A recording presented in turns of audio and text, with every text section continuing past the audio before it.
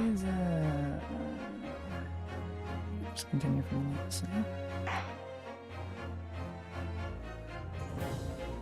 Yes, okay, good. A bit worried about that. Hello!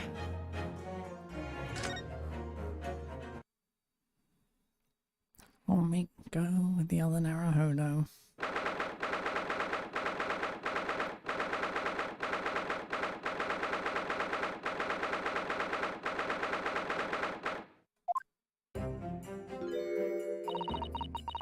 I'm so sorry, Susato. I should have told you about the toxin. Ray. You have a strong sense of responsibility, I know. That's why you decided to shoulder the burden alone. No, that's not it at all. I was scared of my failure coming to light, that's all. So I hoped to retrieve the substance from the Englishwoman before anyone found out.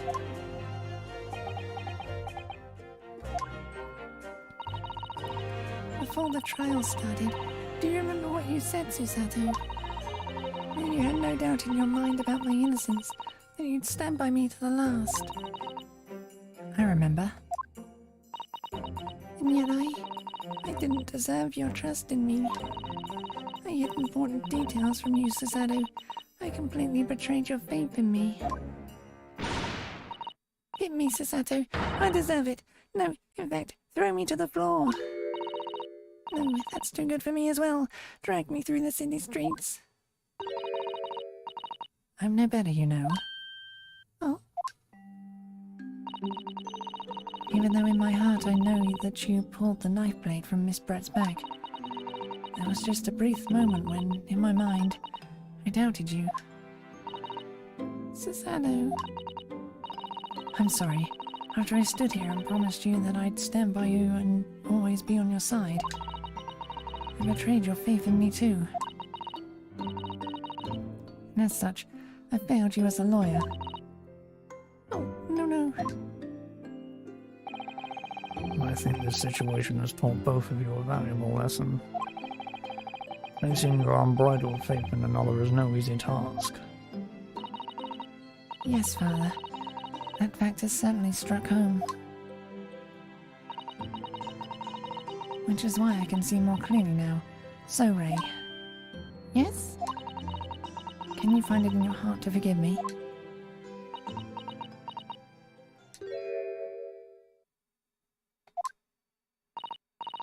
Oh, Susato.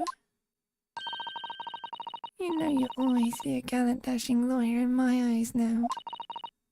Oh, Ray.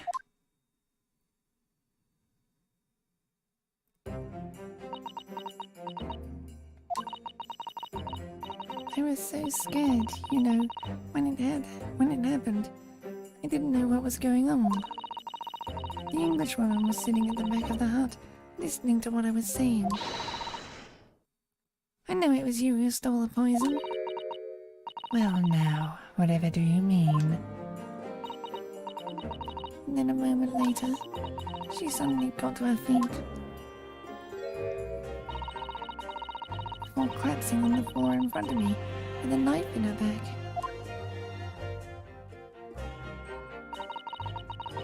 It all happened right before my eyes. And you were the only people in the hut at the time. That's right. Just Miss Brett and myself.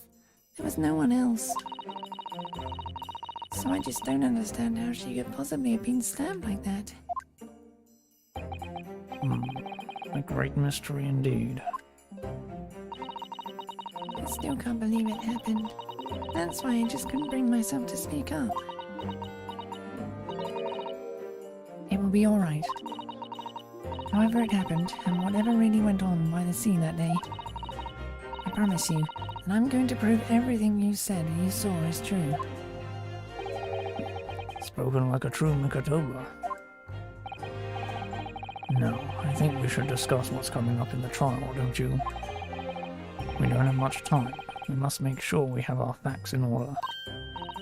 Yes, I expect the poison is going to come under close scrutiny in the upcoming proceedings. The police should hopefully have identified it on the blade by now. The trouble is, it's a completely new laboratory synthesized blend of alkaloids. The police won't have any way of testing for it. Oh, I see. Yes. Without this chemical reagent, it's impossible to detect the toxin. Chemical reagent? I sent a colleague of mine off with some earlier to deliver it to police headquarters. I think perhaps you should have some as well, though, just in case.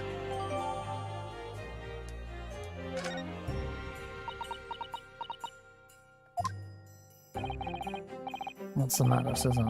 You're suddenly very quiet. It's this newspaper article. Exclusive. Deadly poison stolen from Yume Medical Research Laboratory.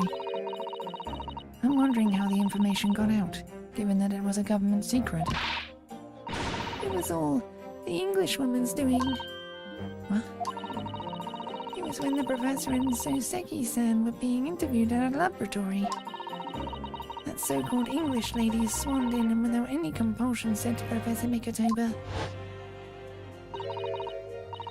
"Oh, Professor, surely your guest would love to hear about your work on that substance there." It put me in a very awkward position, to be frank. But Soseki-san's curiosity has been piqued, so I had little choice but to give him a cursory introduction.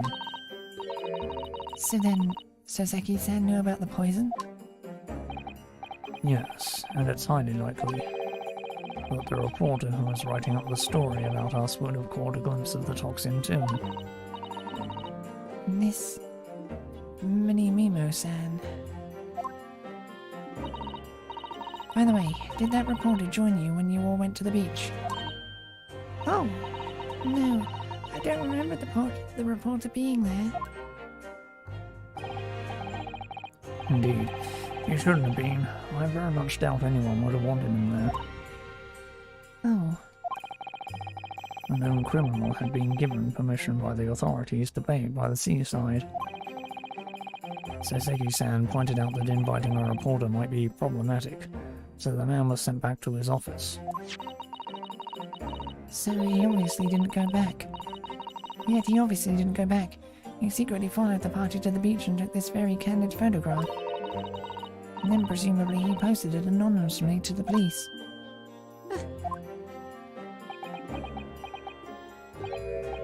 Yes, that must be what happened. Consul, we've just heard the new witness is now ready to testify. Trial is about to resume. Please proceed into the courtroom at once. It's time to still ourselves once again then. Defense Attorney Ryotaro Naruhodo. Yes. Ray has put her faith in me now and told me everything. So I can't let her down. I have to prove that what she's telling the court is true. I have to prove what really happened that day.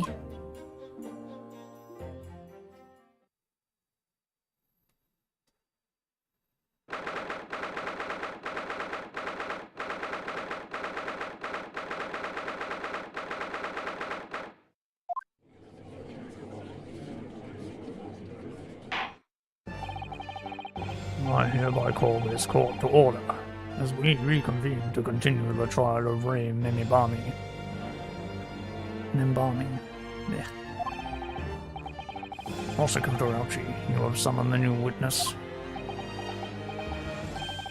Before I address that question, Your Excellency, I have some very important news to share. Oh, What news? Why does he look so happy about it? During the recess, with collaboration of Professor Mikotoba's laboratory at Yume University, the police re-examined the knife that was used to end Miss Jezebel Brett's life. excellent. I admire your rapid handling of the matter. No, too kind, Your Excellency, too kind. I was merely carrying out your instructions, of course. I had the reagent delivered to police headquarters by rickshaw, so it would be there in good time. But judging by the man's swagger, I fear we might need to brace ourselves for the inevitable. And Council, what were the results? This dagger, which was so cruelly used to end the life of the victim, has no trace of poison anywhere along its blade. What? Are you sure about that? I would stake the reputation of the police on it. Armed with the reagent, the test is extremely simple. They couldn't have made a mistake.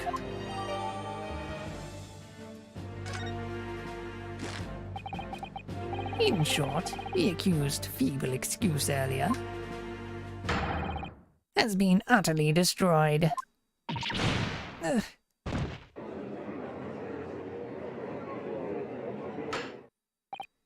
Now, the prosecution is ready to call the new witness. No, the newspaper reporter who managed to capture a photograph of the crucial moment. Good. Very well, officer. Bring in the witness. No trace of poison on the knife. But if that's really the case... how could the toxin have entered the victim's body?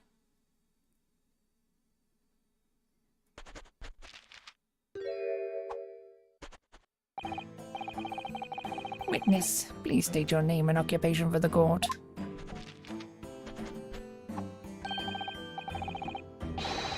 Right in Memento, of the Show Your Nose. I'm what people like to call a journo. What's a journo, Father? Do you know? It's simply a contraction of journalist. I'm here when the news breaks, putting pen to paper to catch those scoops so they're in print the next morning. They don't call me the hero of the Herald for nothing, the nice guy in news. Oh, so, it was you who took this photograph, was it? Well, what have we here? I'm sorry? Oh, brace yourselves, people! Mini Momo senses a scoop in the offing. Female student up to foul play defended by curiously handsome young lawyer in Supreme Court. The readers will lap this up. We'll set it above the fold at 72 point in a 5-leg format for the morning edition. Huh? Right then, let's start with your name. Oh, it's Ryotaro Naruhodo? Next, what made you want to become a lawyer? Well, I wanted to reform our country's legal system, I suppose. Ryotaro has suddenly become very ambitious, I see. Just borrowed Kazuma-sama's dream for a while. By the way, my name is Takasuchi Aochi. That's Takasuchi Aochi. The so-called dark horse of the Supreme Court. My objections strike fear into every defense lawyer's hearts. No, the readers won't buy that. What? Witness. Yes? What this court demands to know is whether or not you were responsible for the taking of this picture.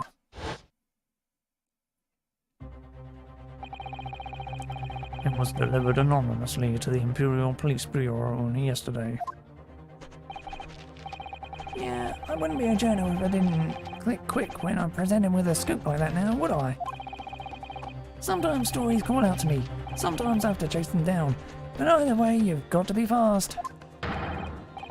Fast legs to run with, and a fast hand to write with. It's no good if you don't note it down, I always say. That's what I call my mini Memoism. That ain't you already. Mini Memoism? Oh yes, I remember your face. We met that day when you were interviewing myself and Soseki-san. Yes, right, that was me. Mini Mimo again. But you were supposed to be going back to Shoyu news office after our meeting. The scoop is, I didn't. Because that Englishwoman's words had piqued my journalistic interest. Miss Brett's words? The criminal left to do as she pleases just because she happens to be a British citizen. It's horse dung. This country's judiciary is rotten to the core. The Supreme Court's rulings aren't worth the paper they're written on. The police are just imperial pawns. Stay your tongue, young man. There are complex political issues at play. Well, anyway, I quickly jotted down those words she said in my Mini Mimo memo pad. Are you ready? I'll read it out. It's all here. Right, here goes. I should like to go with everyone to see your country's coast. A serious criminal going on some junket. The people need to know about this. That's why I decided to sneak after them. To get the woman's story, so I could hammer her in the press. Do you mean to say that you did indeed witness it firsthand? The grim scene portrayed in this photograph. Oh yes, I saw it with my very own journo eyes. From start to finish, through the viewfinder of my trusty camera. Thank you, Manimo-san. You will now give a formal testimony before the court. You will state exactly what it is that you witnessed of the events surrounding Miss Brett's death.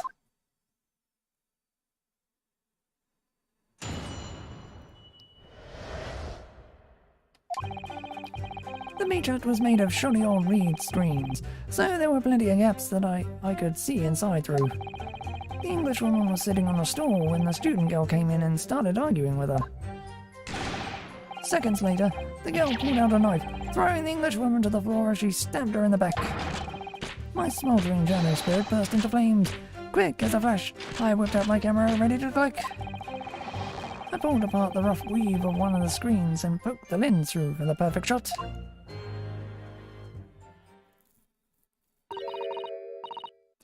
Read screens, you say?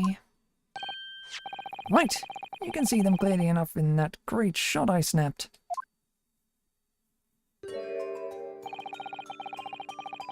The hard walls were just screens made of coarsely woven reeds. Yes, it allows the breeze to pass through and bring some relief from the summer heat. And it was a breeze for me to poke my camera through and see the whole thing holding up. Ignoring for the time being the appalling invasion of privacy involved, did you witness everything that happened from the moment the defendant entered the hut? Oh yes, I saw it. I saw the whole thing from start to finish. And you say that you took the photograph through a gap in one of the screens? Luckily for me, they were pretty shoddily woven. I pulled the reeds apart and thrust the lens of my camera through the gap. Would I get away with it, or would I be seen? It was the gamble of a lifetime. A tenacity of purpose that's considered admirable in a journalist, I suppose. Run a risk one day, run a scoop the next. That's Mimi-Mimonism in a nutshell. At last. It would appear we have a genuine witness to this wicked crime. The evidence and testimony are extremely compelling. I believe we may be close to a verdict. No. Wonderful news, Your Excellency. Wonderful. Nevertheless, it cannot be denied.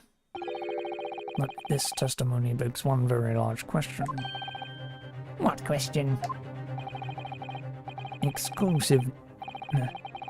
Exclusive news, a startling photograph, all the markings of an exceptional story for the reporter. Why, then, was the story never published? Oh, that's right.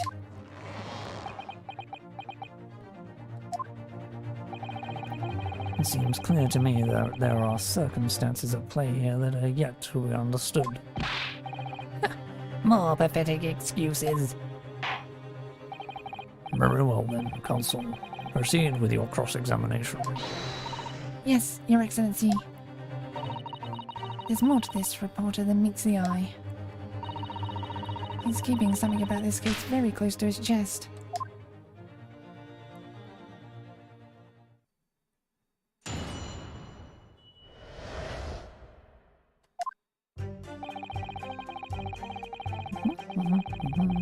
Hold it! What made you... There. What made you want to see what was happening inside the beach hut in the first place? Call it journo instinct.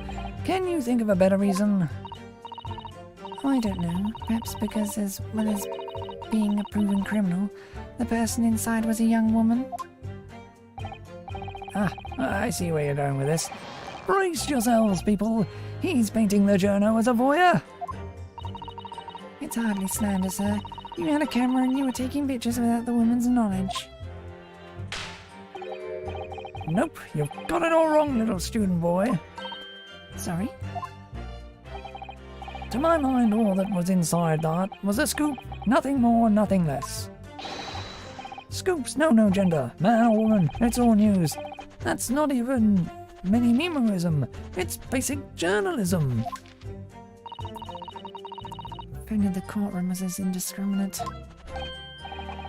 Right, so if that's all buttoned up, can we move on? Tell the court then, witness, what sight befell your eyes when you looked inside the hut? A sight that vindicated my journo instincts, that's what. When I pulled back the reeds, I could see it all as clear as day.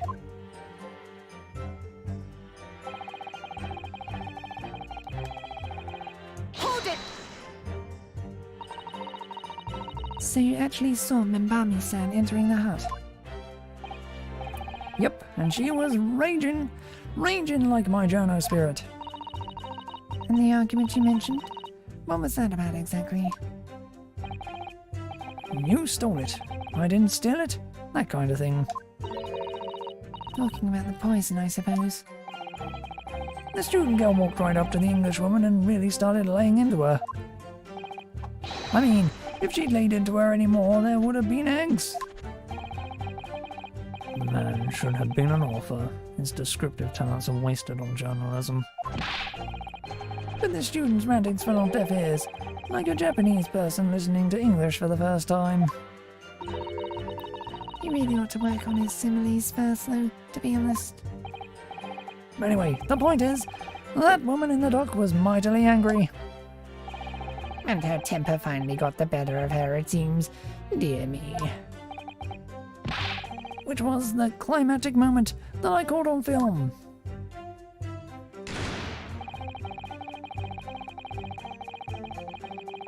Hold it!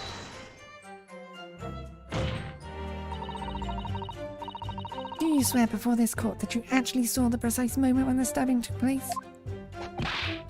Ah, the precise moment. I didn't see just that. I saw the whole hellish scene play out, from start to finish. I have here a simple plan of the beach hut. Perhaps you could use it to explain to the court exactly what you witnessed.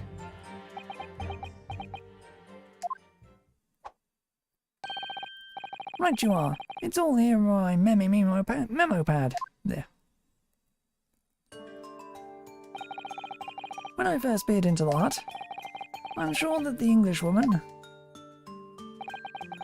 was in this stool at the back of the hut. Here. Yes, the accused's own testimony confirmed that. She just sat at the back of the hut, smiling sweetly. Here's what I've noted down. It's my turn to testify now. Try not to interrupt. Eh. Then, the next moment, as I was watching, the evil student girl entered the hut. After a while, the pair of them ended up in the middle of the hut arguing furiously. The Englishwoman went for the student, but the girl dodged out of the way. And in a flash, plunged the knife into her adversary's back, as the two passed each other. What you describe is a grim crime indeed. Never sugarcoat the truth. That's what Memimimoism says. Ugh. Hate that word. By the way, Mimimo-san. Minimimo. Mini-memo-san. Oh yeah, that makes more sense. Mini-memo. Whilst you were watching that terrible scene unfold before your eyes, through the gap in the screen, did it not occur to you to try to prevent the tragedy rather than capture it on film? Journos have to be observers. We can't get involved. That's our raison d'etre. So you didn't converse with Miss Brett at all? Obviously not. An observer always remains on the outside looking in. And that's something to be proud of, is it? Your Excellency, if I may. Yes, Professor. I think the witness's last expertly phrased statement should perhaps be added to his formal testimony. Father, what are you? I will grant the defense's request. Minimimo-san, you will supplement your formal testimony with the aforementioned statement. Well, nihilism is the foundation of Minimimoism, but I'll gladly prove that my words aren't meaningless.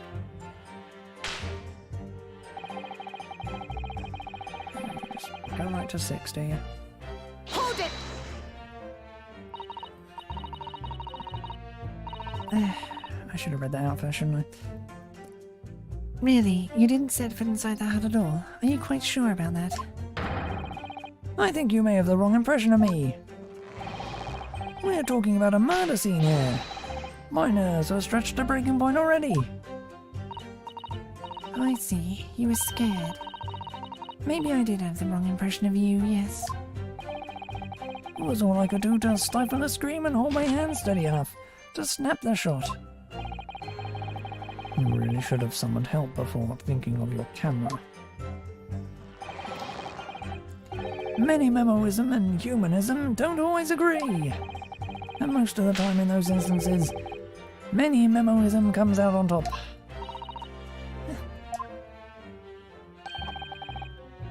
As a sculptor of stories, sometimes I have to be cruel for my art.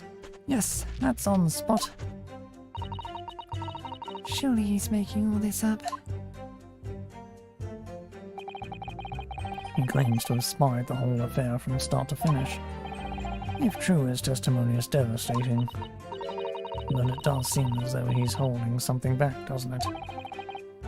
If that's how you feel, I suggest you trust your instincts and press him on everything he's said. As you've no doubt seen many times before in your role as judicial assistant. Yes, I have. I've seen witnesses like this pressed often. I know exactly what to do. Although I don't apparently know to read the goddamn statement first.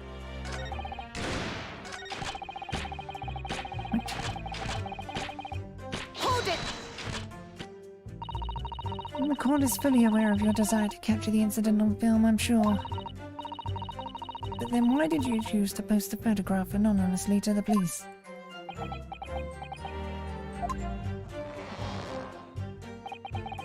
I'm afraid I don't understand a word that's coming out of your mouth. I'm asking why, as a journalist, you decided not to make a story out of the incident. Think of me as a sculptor who makes art out of the sordid private details of other people's lives. But I never discuss my own personal life on principle. I mean, that's basic memoism. It's not something to boast about. No doubt your burning desire to see the truth exposed and justice done was what motivated you. That's it! That's brilliant! My burning desire to see something or other exposed! There has to be a good reason why he didn't think to write an article about what he saw, though. By your own admission, you were outside the hut. How then did you manage to take the photograph? I asked that. I'm glad you asked.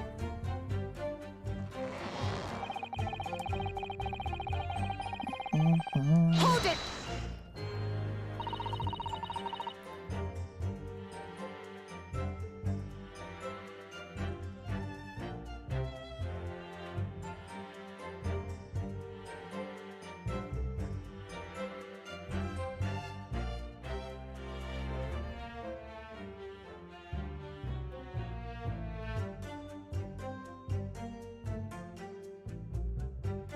Blech.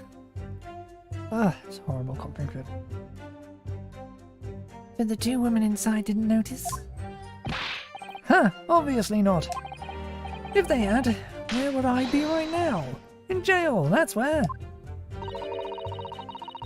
Which you'd think would make you reflect on what you were doing. Nope, a journo's job is to collect little snippets of life as unobtrusively as possible. Leave nothing but footprints. Take nothing but photos. Yes, that's spot on. Did he just make that up? The point is, the witness risked life and limb to obtain this photograph. And this photograph reveals the whole truth. There is nothing more to be said.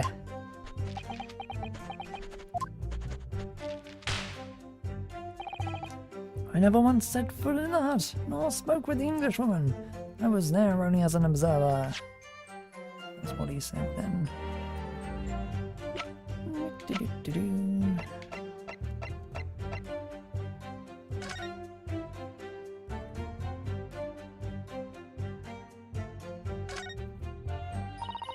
The label appears to be written in a foreign language that I don't know. It's German, so your knowledge of English is going to be of little help here, I'm afraid. Couldn't you just have written medicine on it in Japanese? Then we'd all be able to read it. German is the international language of medicine, my dear. But yes, I can certainly see the merit in labelling the bottle in Japanese. Though I'm not sure medicine would be entirely appropriate.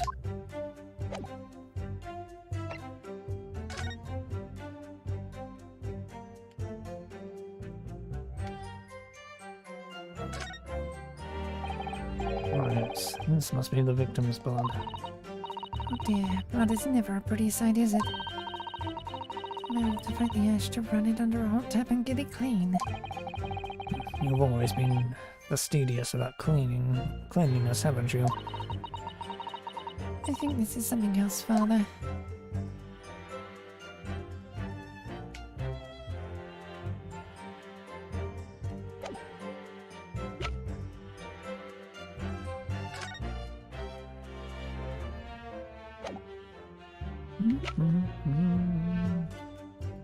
What can I see?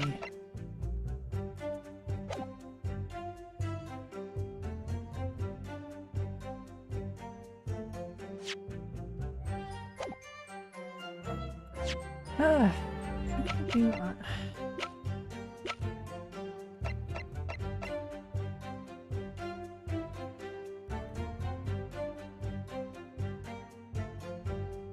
Objection! Many memos, San. Until now, I've had a firm belief that newspapers are in the business of uncovering and publishing the truth. You're spot on there. The press don't lie, which is why I'm proud to wear the emblem of the Shoryu News on my arm. Anyway, that's more many-memoism. Sadly, though, it seems the journalist who writes for those papers don't always share the same passion for the truth. What are you suggesting with those recriminatory words, Counsel? Many Memo-san, do you recognize this fountain pen? Oh, This pen was found at the scene of Miss Brett's death. In fact, the murdered victim was gripping it in her hand as she died. what are you... If you look at the barrel of the pen, you'll notice that its owner's initials are engraved there. RM. Yes, thank you for bringing that up, Counsel. The initials of the accused, Ray Membami.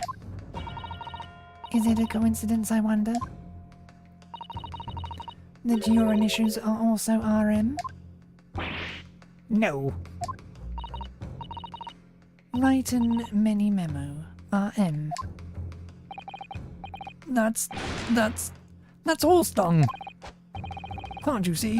One of the central tenets of many-memoism is being a pencil user. And yet, as the court will clearly be able to see, on your right hand, there is a very obvious blue ink stain. It would appear that you must have rather carelessly left it somewhere recently. Your favourite fountain pen, that is. Horsey horse dung! Many Memo-san, is it not the case that before she died, you met with Jezebel Brett in the beach hut? Objection! Why should we listen to this absurd nonsense? It's nothing but another excuse. Exactly! Sure, your news will stand behind me all the way. I deny everything. There must be as many people with the initials RM as there are stars in the night sky. The defense has neither the time nor inclination to count every star in the sky. And there's no need anyway, because this pen has more to tell. Yes, there is another clue. A clue that undeniably proves who its owner really is. In that case, counsel, the defense will now show the court where this alleged clue lies. Of course, Your Excellency.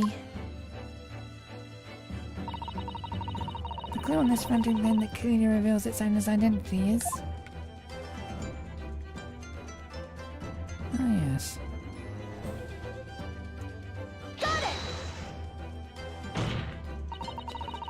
As well as the initials, there is also an emblem on this fountain pen. An emblem that you will of course recognize, Many Memo-san.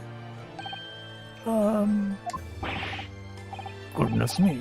It's the emblem of the showroom news.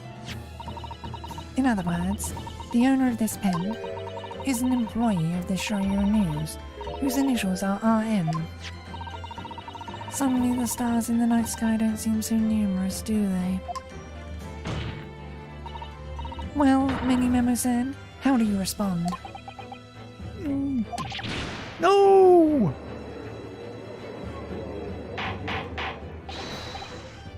Order, order! Explain yourself, witness.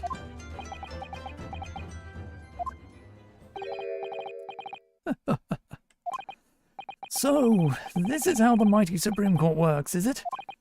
Using coercive tactics to have well-meaning citizens reveal harmless secrets. I've used nothing but honest tactics. Alright then, fine. I won't try to hide it anymore. Yes, not long before the grim tragedy unfolded, I, a Shire News reporter, on behalf of the public, conducted an interview with the Englishwoman. An interview?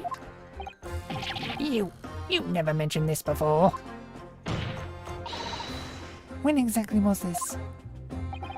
As I said, it was before that evil little student girl showed her face in the hut. It couldn't have lasted more than 2 or 3 minutes. That's all. It was just a brief exchange. But it came to nothing. And as we many memorists say, the people don't pay their dues for unworthy news. However insignificant you deem it to be, this court cannot overlook the meeting between yourself and the victim. You will testify now under oath about the precise nature of this meeting and what transpired. Got it. Yes, alright, but on one condition. Condition? In all good consciousness, I couldn't speak out alone about this. You need to call back the earlier witness, Soseki Natsumi-san. Soseki-san? Oh yes, according to my notes here, that man has a secret of his own. And brace yourselves, because it's not a harmless one, it's big. What?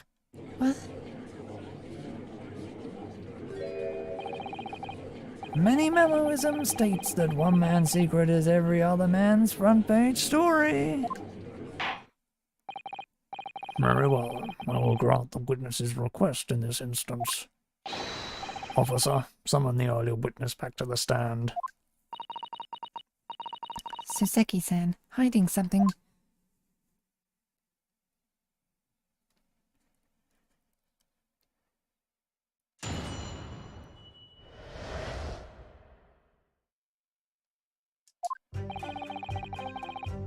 I asked the Englishwoman for an interview, but she declined, so I left the hut without making a fuss.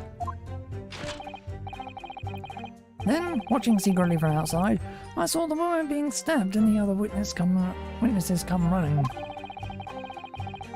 The detective realized that the victim still had a pulse, so he ran off to fetch help. That's when this writer man here asked the woman a very significant question. But he didn't say anything about that in his testimony, which is why many memoism demands I reveal it now.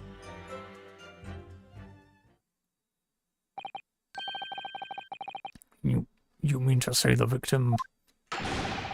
The victim regained consciousness? Well, And when she did, you decided to ask her a question? That's, true, yes. He did, and that's not all. The woman gave him a very definitive answer. An answer that incriminates the accused. This is preposterous. Why am I only hearing about this now? Why didn't you mention this before, you yokel hack? It wasn't even a conversation. Yes, I did pose the withering English rose a question, I don't deny it. But she could no longer speak. She was barely conscious even.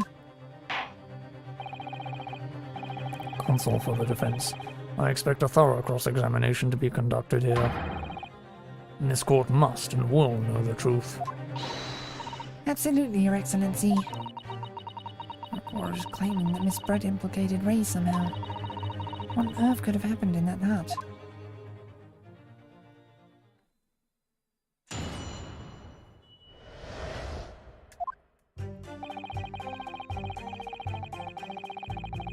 Hold it! You asked her for an interview, you say? Well, of course I did. I wanted to ask her about the incident she was involved in at the end of last year. About the case in which Dr. John H. Wilson lost his life. That's not the way I phrased it.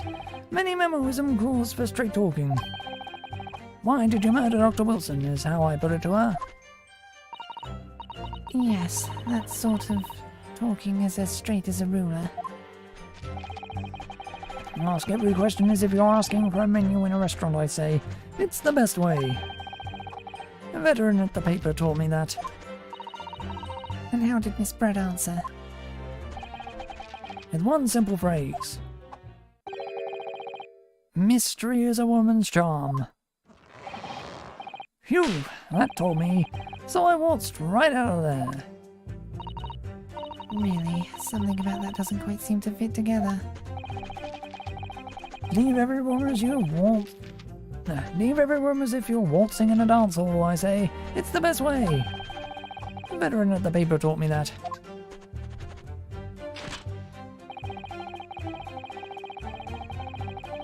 Hold it! That was very persistent of you, considering that Miss Brett had just turned you away. Persistence wins the prize. Any mini-memoist will tell you that. Let them think you've left. Then, just when they lower their guard, that's when you swoop in for the scoop. And the fruits of your labor are all too apparent in this telling photograph. Though I'm sure the young yokel student would rather not be reminded of the damning evidence.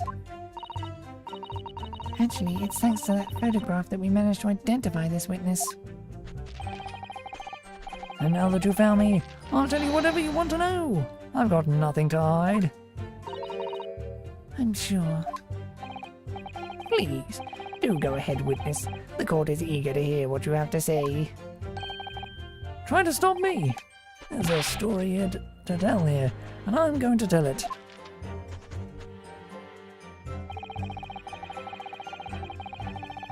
Hold it! And Suseki-san remain behind in the hut? That's right, yep. Our awful friend here was a blabbering wreck, shaking all over from his head to his toes, moustache twitching, eyes bulging. What do you expect? You don't know the terrifying troubles that taunted me whilst travelling abroad. Behind baleful bars, they'll be coming for me surely. That's all I could think. I felt as though I was gasping for air, drowning in a sea of cold sweat. Poor Suseki-san. His experience in London have scarred him deeply. As the world seemed to close in around me, I quietly recited a prayer to Amida Buddha. Eternal emptiness, empty eternity. The end is coming for me surely. No sutras are to resound in my courtroom, please. And now we come to the crucial part. That's when it happened.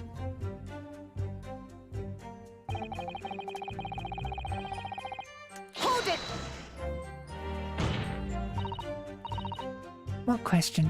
What exactly did he say? Well now, you should hear that from the horse's mouth, I think.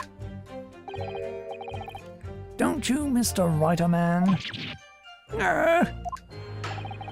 Out with it, you yokel hack.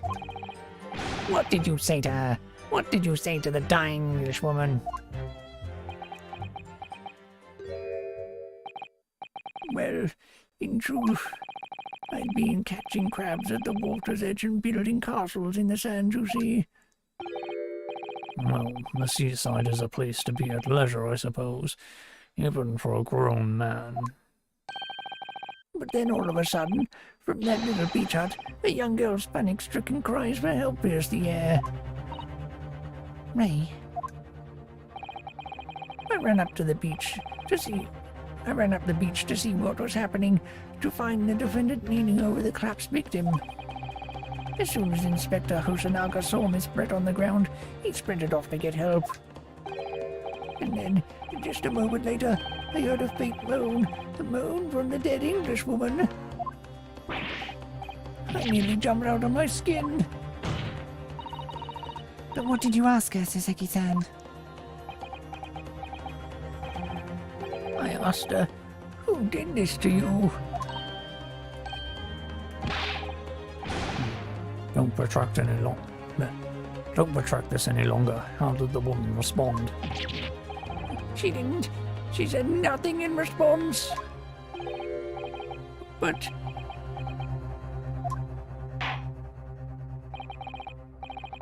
when in the stand, you will answer the questions asked of you unambiguously. Now, without evasion or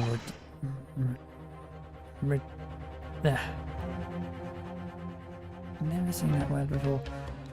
reticence, I demand that you amend your testimony. I will.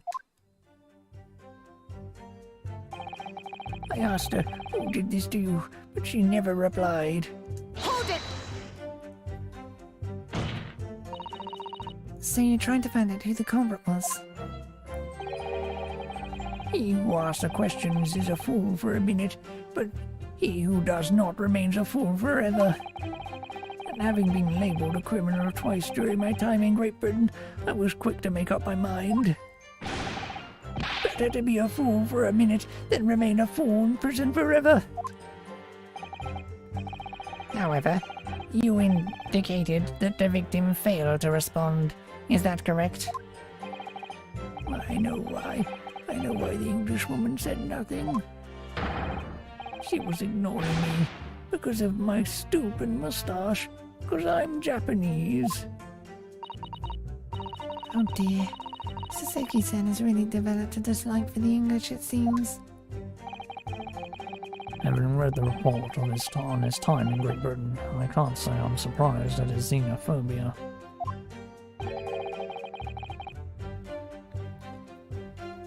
But the Englishwoman didn't ignore you at all.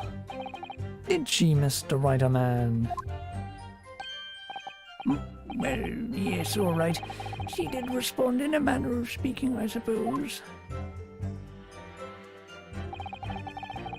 She just lifted a trembling finger and pointed in the direction of the defendant. Hold it! Miss Brett pointed her finger at the defendant? Saseki-san, is that really true? It's not easy to stand here and say this, but when we first entered the beach hut,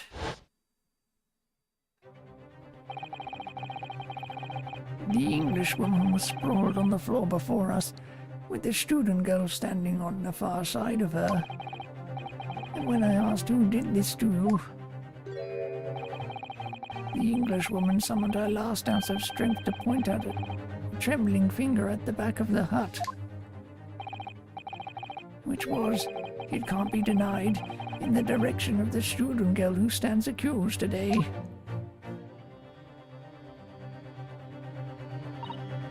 No. So Seki-san, why on earth did you neglect to mention this in your original testimony? But fiddlesticks, I say. This is not a British court of law. You will respond in Japanese. Yes, of course. The Englishwoman did point her finger toward the back of the hut, but I was trembling, and she was trembling, and everything was a blur. And thinking about it, I feel as though perhaps she was pointing in a slightly different direction. Actually, no, not slightly. In a very different direction to where the student girl was standing. To somewhere at the back of the hut, where nobody was standing at all. You mean that your memory of events in the direction in which the victim were pointing are both unclear? Yes, that's it. Unclear. And very, very unclear. Objection! Your Excellency, surely this proves the matter beyond all reasonable doubt. Yes, the woman may barely have been conscious, and yes, perhaps her finger wavered slightly. But there can be no doubt that this was an attempt by the victim to confirm the identity of her assailant. Why? Because as the court can see, there was no other than the accused in the direction that the victim was pointing. It is now abundantly clear that no one besides the accused could possibly have committed this crime. I am inclined to agree. And in the absence of any credible argument to the contrary, I believe we can now conclude this trial. No.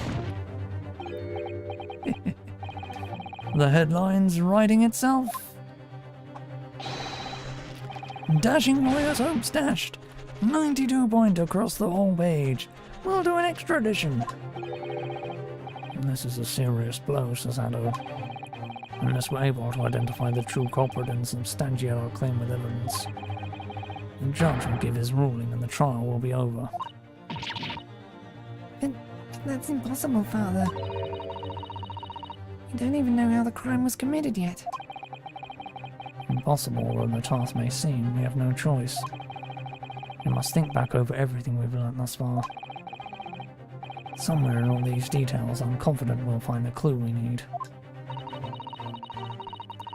Ray gave us her account of how events unfolded in the defendant's antechamber before the trial resumed. She told us what happened at the precise moment Miss Brett was killed. The Englishwoman was sitting at the back of the hut, listening to what I was saying. And then, a moment later, she suddenly got to her feet. Before collapsing on the floor in front of me, with a knife in her back. How could Miss Brett have been stabbed in the back in a beach hut that was empty, but for herself and Ray? Somewhere in all the information we've gathered so far, there must be an answer to that question. I take it then that the defense has nothing further to add. So, the gallant yokel student's luck finally runs out. I can't say I'm surprised. In that case, I'm ready to deliver my final verdict on this matter. This is a crucial turning point now. If I can't establish what really happened, it's over. Where was the real culprit hiding? And how did he or she stab the victim? Objection! It's kind of easy. And again, first case. Your Excellency, I respectfully ask you to postpone your adjudication for the time being. Oh, to what end, counsel?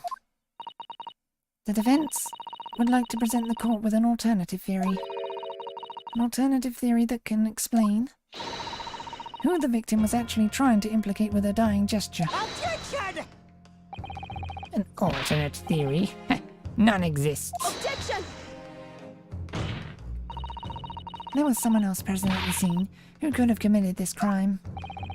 What? And the victim, Miss Brett, tried to reveal who it was to those around her at the time. By mustering all her remaining strength and pointing a trembling finger in the killer's direction.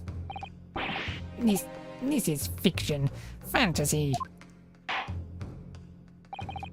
Very well. As you seem so sure of yourself, counsel, I'm prepared to hear your alternative theory. So, young Ryutaru Naruhodo, Yes, Your Excellency. you will present your latest theory to the court by means of this plan. At the moment the victim was stabbed, where exactly are you proposing the culprit was concealed? Take that! Naruhodo-san would never give up, and I'm a Naruhodo now. The true culprit who fatally stabbed Miss Brett was concealed in this location here. Are you mad, counsel? You're suggesting the culprit was outside the hut.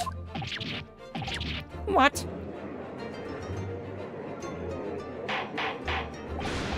Order!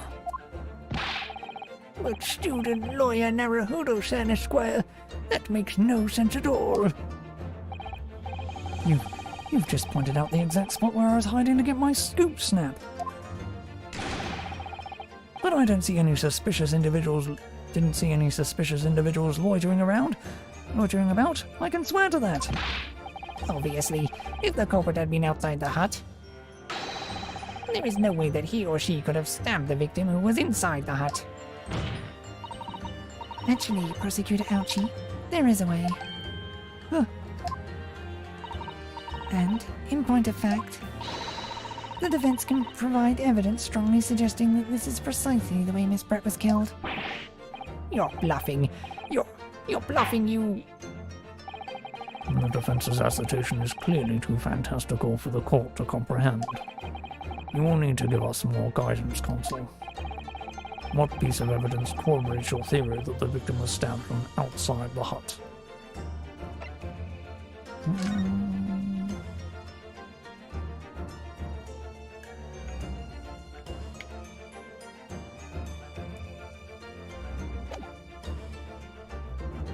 Take that! The original photographic print of the crime scene? Yes, it's clearly visible in this print. The trace of the fatal thrust was delivered from outside the beach hut. Objection! You take us for fools. There is no such hint of any such thing. I'm not sure everyone present would agree. Someone, at least, appears to have noticed what it is that I'm referring to. Counsel, once again I must call on you to explicit for the court.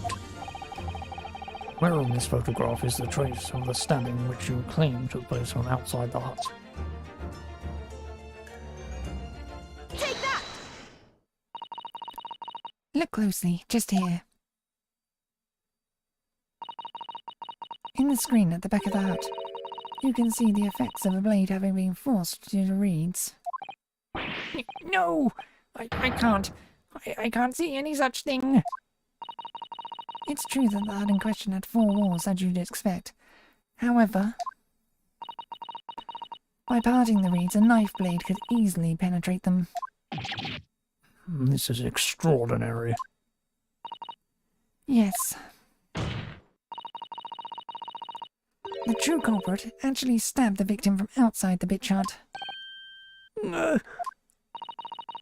of everyone present at the scene, there is only one person who could have done that. Only one person who was directly outside the hut when Miss Brett was killed.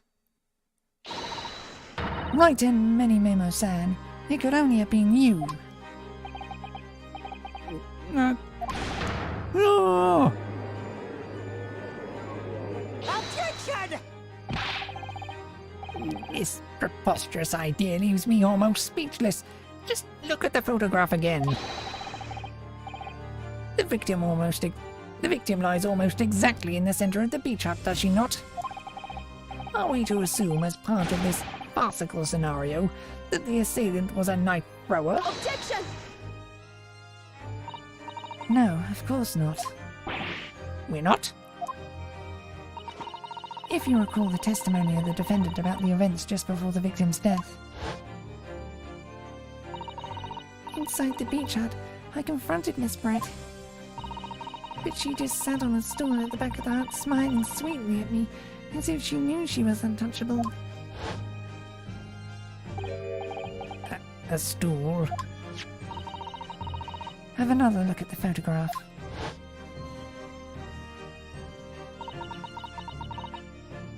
The slit in the reed screen would align perfectly with the back of a person who was sitting on that stool. My word. So, in fact, the victim was... Killed whilst sitting on that stool by a stab wound to her back delivered through the reed screen. Having been attacked, Miss Brett rose to her feet instinctively. But then, unable to speak, she collapsed on the floor in the middle of the hut. Before the defendant, Membami-san's appalled eyes. And that, Your Excellency, is the truth of what happened on the beach that day.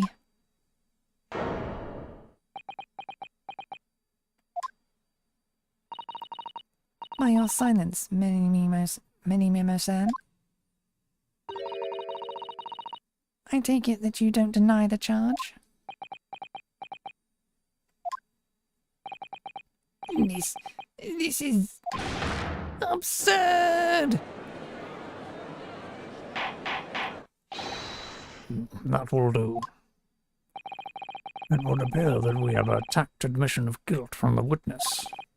Accordingly, this court has successfully established the truth of this matter, which means that the defendant, Membami-san, is innocent of the crime.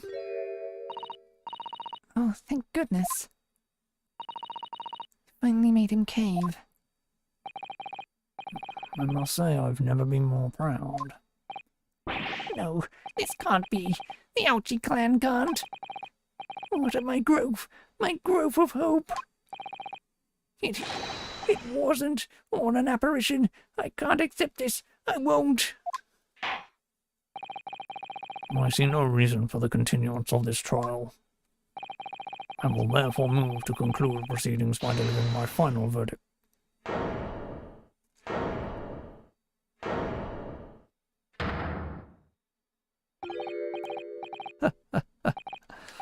Well, this is all very convenient. This is how the highest court in our mighty empire delivers justice, is it? Suppressing well-meaning citizens' freedoms to speak and branding them as criminals. But we've established that the victim was stabbed from outside the hut, through the reed screen walls. And no one but you was in place at the time to have his hand on the hilt of the blade. It's a perfectly logical deduction. So your argument hinges on the location of whoever stabbed the Englishwoman, does it? Well, it seems a little irrelevant now. Irrelevant? Where she was stabbed, how she was stabbed. It doesn't matter. I mean, whether she was stabbed at all makes no difference if you think about it. After all, This trial's already shown the whole thing hinges on something else.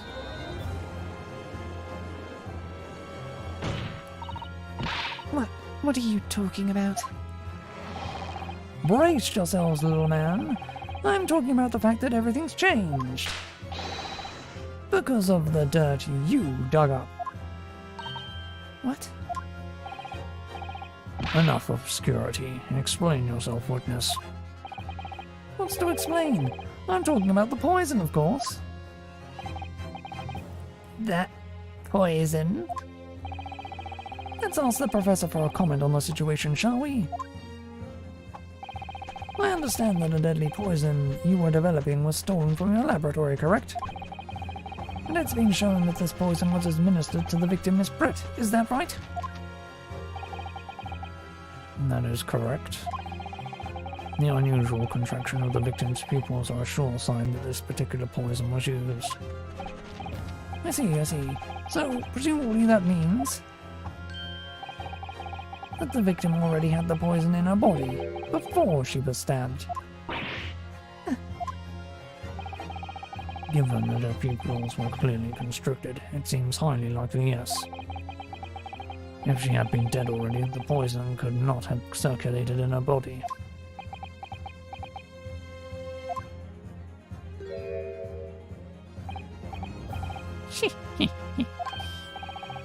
How refreshing to hear the argument of a metropolitan mind. Precisely. It matters not a jot who stabbed whom in whose back and with whose blade. Because, quite simply, the Englishwoman's life was taken not by the knife, but by the poison. Objection! That can be explained by the poison being on the blade, as I've already... Objection! Forgotten already, have we, Yoko? During those very proceedings in the laboratory of the professor, at your side assisted in proving that the blade of the weapon used to attack the victim had no trace of poison on it whatsoever. So let me get this down. The facts, as skillfully established by the defense in this trial, turn out to be a headline-making red herring. Is that about right? Well...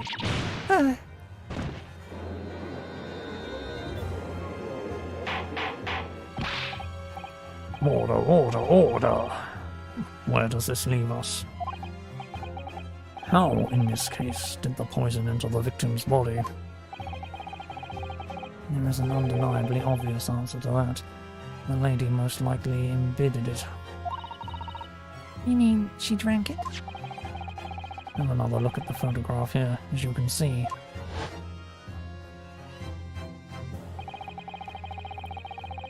A bottle of carbonated water in a glass had been knocked onto the sandy floor at the beach hut. The poison could have been slipped into either. So somebody made Miss Brett drink it. Well, what do you know? Look at those dashing eyes. This will make a great front page shot. Hey, why the bewitching stare? After all, I'm the last person you should be looking at. It would make no sense at all that I poisoned the woman, would it? I mean, that's been established already. Hold it! Established? What are you talking about? Don't tell me you've forgotten. That's a little hard to believe, given that the person who established it was you. Me? What on earth does he mean? Oh, let me catch those wide eyes. This is the prime press photo, this is. It would seem that this trial is not destined to end yet after all. I hereby call upon the witness to give further testimony. That's great, that is. Let me get a shot of that magnificent beard, Your Excellency. You claim it to be impossible that you were the one responsible for administering the poison to the victim. You will explain to the court in your testimony the basis upon which you make such a claim. I'm a journo, and I'm a man. I've never tried to run or hide from anything in my life.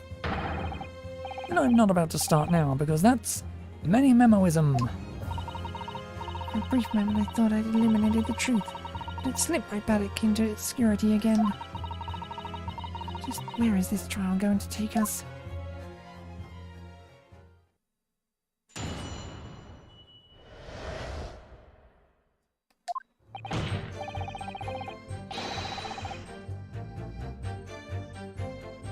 Oh yes, I stabbed the Englishwoman, and it's that very fact that proves I'm innocent. Because why would I bother to stab someone if I'd already poisoned her? When I heard the student girl and the pompous English murderer arguing, it got my goat. If the courts weren't going to punish Brett for what she did, someone else would have to see justice done. So, you admit it then? That everything's happened as I described? That you were the one who stabbed Miss Brett in the back through the reed screen? You can blame this miserable country of ours. A country that bows to the pressure of foreign powers and lets murderers walk free. What kind of future can a country like that have? That's why I did it. I did what our pathetic leaders didn't have the guts to do. Slap bang in the middle of that charming lady's back, I plunged the blade of sweet justice right in there.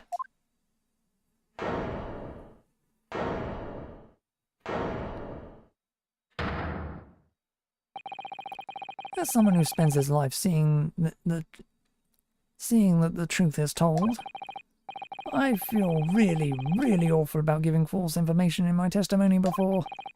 But as it turns out, there was somebody else who had it in for the victim and got to her before me. That's right, you guessed it. The pretty little student girl. Now there's a woman after my own heart. You're implicating Ray again. She's the one who gave the poison to the Englishwoman and ended her pitiful existence. And suddenly, snap! This journo here is off the hook. The argument is sound, certainly. If the witness had administered the poison himself, he needed only have waited for it to take effect. Subsequently, stabbing the victim in the back would have been entirely nonsensical. And therefore this reporter had nothing to do with the poisoning. Yes, it's all quite logical. That's right, it is. Logical and true. I'm glad you've all seen the light. Justice at last. This is unbelievable. After I made so much progress in proving his guilt, are they going to get away with it now?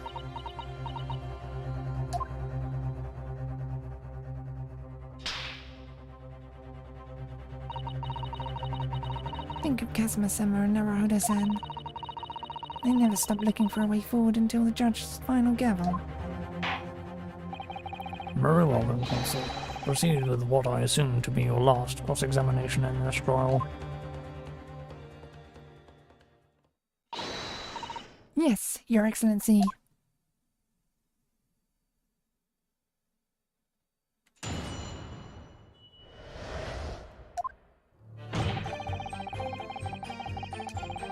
Hold it!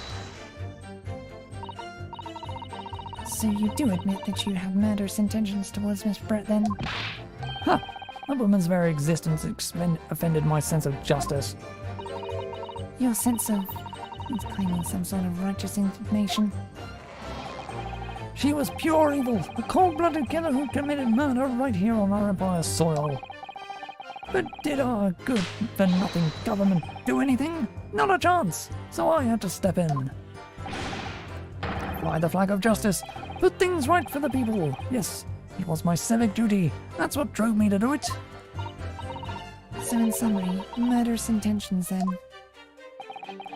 Whatever you want to call it. The point is this.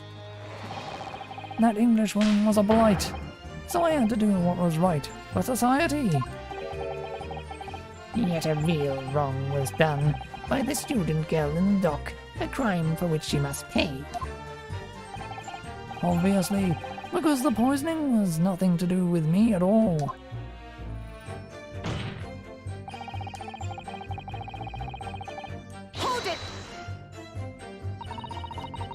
So you still maintain that you didn't give the poison to the victim? Obviously, that'd be like putting a belt on your trousers when you were already wearing braces like these. The accused administered the poison, following which the witness stabbed the victim. An unforgivable act certainly, but not one of murder. That crime rests on the accused's shoulders. That is how the law works, you see, Yoko. Who knows, you may even learn something here today. 2 consecutive attempts on my life in the space of minutes. Quite a day for the victim. Do something that evil and you got it coming. That's how the law works. The law of reckoning. That's not the kind of law this court upholds. You will reiterate why you were compelled to stab the victim and witness.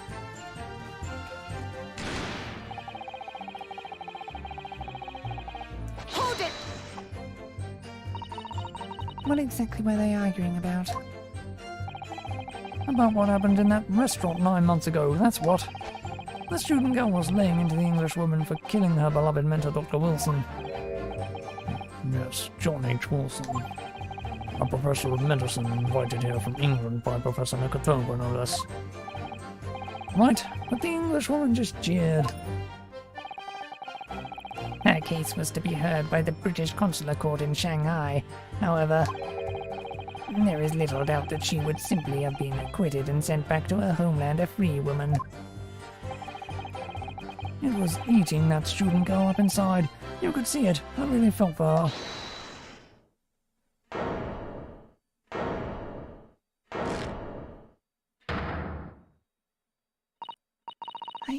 I can't. I can't stand here and listen to this tripe. Right? Young girl, you stand accused here. You can't just blurt out whatever you feel like. Whenever you feel like it. No, you can't. Sorry, but I'm in the middle of some very important testimony here. Just keep quiet and listen. But this awful man is making all of this up. Susato, please. You have to make them listen. Return to the dock at once, Mimbami-san. We're in the middle of a cross-examination. Hold it! Your Excellency, please, I implore you. That journalist is clearly not a trustworthy witness. Exactly. He's a filthy, rotten, black-hearted, bigoted, dirty, grape-peeping Tom. Whoa, take it easy there. Please, I really think the court should hear what the defendant has to say. Your Excellency, I see no need whatsoever to entertain the accused's remarks. I will grant the request of the defense. But, Your Excellency... This is likely to be the final cross-examination of these proceedings. As such, I believe it would be ill-advised to stifle the defendant's obvious concerns. So, whilst recognizing that this contrivance's regular protocol, I hereby call upon the defendant to speak. Oh. Thank you so much, Your Excellency. It was nothing to do with Dr. Wilson. We were discussing the stolen poison. Hold it! The stolen poison that killed the victim, you mean? I suspected her of being the one to steal it. I mean, just think about how she killed Dr. Wilson. That's true. Additionally, Miss Brett certainly had knowledge of the new poison. But surely it will be no easy task to steal a highly secret toxin that being developed for the government. Indeed, all visitors to the laboratory are thoroughly searched when they leave. Even if the thief managed to avoid being seen by myself or a colleague, getting the poison out would be very difficult. That's true. I pestered Professor Nicotova until he agreed to show me the poison when I visited his laboratory. But as I left, I was searched from top to tail. Miss Brett rather bluntly revealed the existence of the toxin we've been developing, you see. And since Soseki-san expressed such an interest in it, I felt unable to refuse. Obviously, I gave nothing away other than the fact that it was an extremely potent substance. I'm very ashamed of myself. It's just that I've had a singular, terrible experience with a deadly poison. I wanted to look my old enemy in the eye. Surely you can understand that. To find out if my suspicions were true, I confronted Miss Brett about the poison. I told her that if there was to be an incident involving it somehow, it wouldn't just be the university. The military would be dragged into it, the whole government even. It would be a complete disaster. And how did Miss Brett respond to your concerns? She just curled those beautiful lips of hers and said she didn't know the first thing about it. In English, actually. Oh yes. Many Memo-san, one small question if you don't mind. I do mind. Can't you see I'm busy? Clearly you were outside the beach hut listening in whilst the defendant and Miss Brett were conversing. Presumably then, it was you who wrote this article about what you'd heard. Exclusive. Deadly poison stolen from Yume Medical Research Laboratory. The story was published in this morning's edition of the Shoyo News. The details are too accurate for it to have been written by anyone else. Sorry? Don't know what you're talking about. Yes, look at this. The entire article. It's almost what I said to Miss Brett word for word. Look. Well, many memos, sir.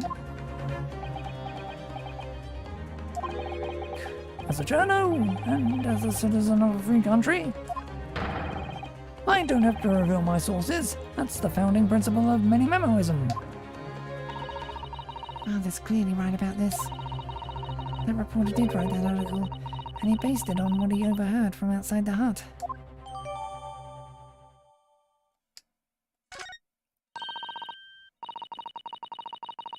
So that's what it was all about. You were trying to cover up the fact that you were listening in. That's why you came up with that stinking story about me arguing with her. Shut up! My story never stinks! Look, whatever you say, little girl, it doesn't alter the facts. Your Excellency, there's something I want to say, and I want it to go on record.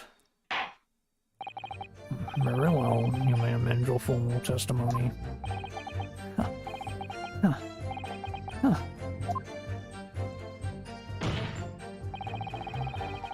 The point is, if you poison someone, there'd be no reason to then go and stab the person as well. Hold it!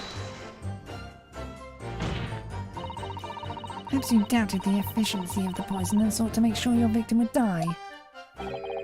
That's horse dung. What?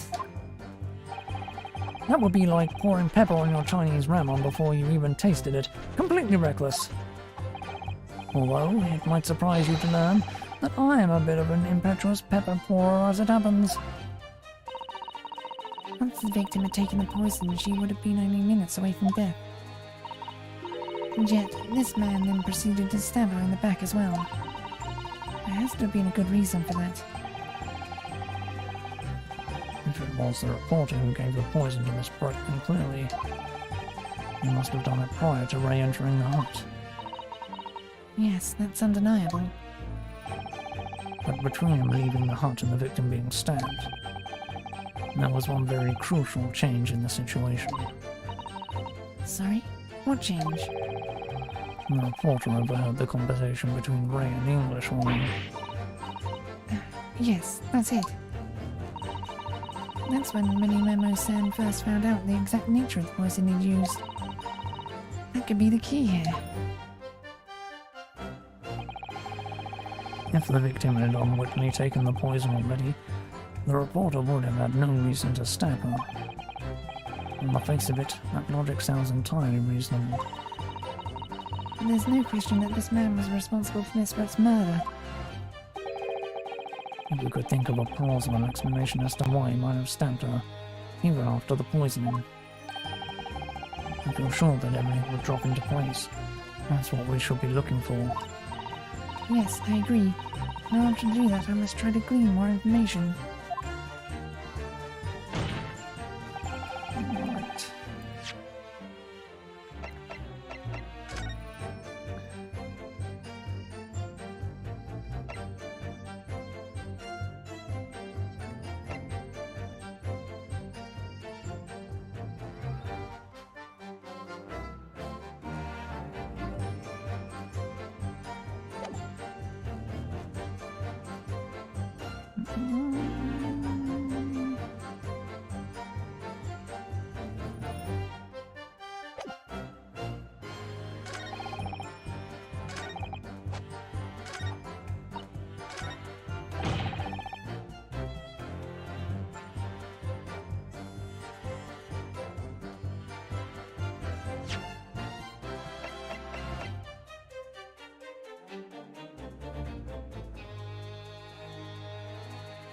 Objection! Well, I could think of one reason. What? But before I explain, I'd like you to confirm something for the court. Did you glean all the information for this newspaper article from what you overheard outside the hut? Of course he did. There can be no question of that. After all, when we were all in the laboratory together, all we were told is that it was a terrible toxin. There is one more important fact to consider. According to the witness, Mimbami-san's verbal attack against the victim began as soon as she entered the hut. In other words, it would have been impossible for her to have slipped the poison into Miss Brett's drink. Objection! Where are you going with this, Counsel? Memo-san has made it quite clear that he observed every single thing that happened in the beach hut. If the defendant had somehow found an opportunity, this man would have seen it. Which means that Miss Brett couldn't have imbued the poison whilst the defendant was present. In fact, it must have been administered to her before Mimbami-san entered the hut. Yes, very acutely put. When I walked into the hut, I immediately started to press Miss Brett about the poison. At which point, Memo-san overheard some worrying information. Worrying information? What worrying information? The information which he subsequently included in his newspaper article, namely, that the poison was being developed in strict secrecy and that it couldn't be readily obtained.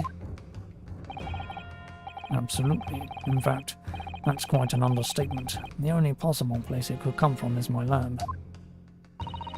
And furthermore, anyone afflicted by the poison would exhibit telltale signs in death. The extreme constriction of the pupils, yes, it's quite stark when you see it. There are other poisons that show similar symptoms, but not among new substances that are undetectable. In other words, it would be clear that the victim's life had been ended by the use of this particular poison, which would reduce the number of suspects to only a handful of people. Ugh. Everyone in my laboratory is aware of the unique properties of the toxin we've been developing. None of them would be foolish enough to attempt to use it for some nefarious deed. Mimbami-san being no exception. Therefore, we can conclude that whoever administered this unique poison to the victim was a lay person unaware of its telltale properties.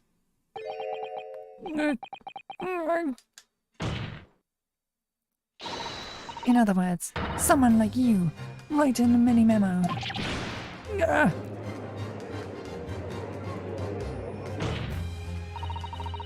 It was you who stole the poison from the laboratory that day, and it was you who administered it to the unwitting victim. But you quickly realized that was a terrible mistake, because the poison caused such unusual symptoms and was so traceable.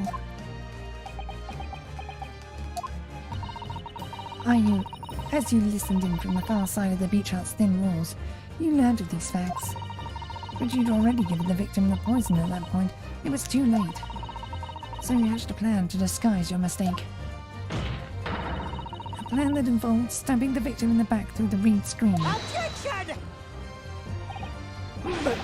But what good could that possibly do? Isn't it obvious, Counsel? The plan was to kill Miss Brett before the poison could take effect. Once in the blood, the poison causes the onset of pupil constriction. But he had hoped to perpetrate the victim's death before that happened, hadn't he? Exactly.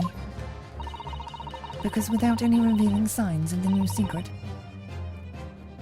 Because without any revealing signs of the new secret poison's use, no one would ever have suspected. This is extraordinary. Yes, the effects of the poison meant it would be too easy to identify. Too easily identified, so the killer had to mask its use. Which he attempted to do by plunging a knife into the middle of the victim's back.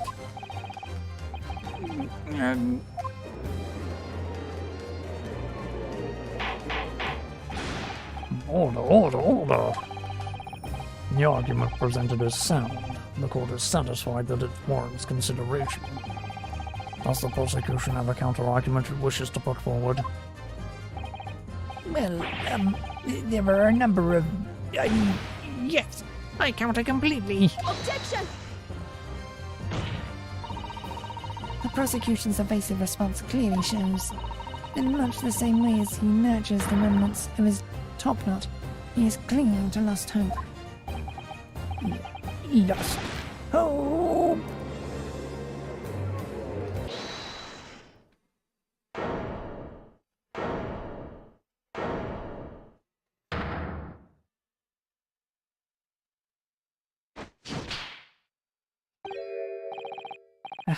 You pathetic, useless, fallen samurai. Fallen?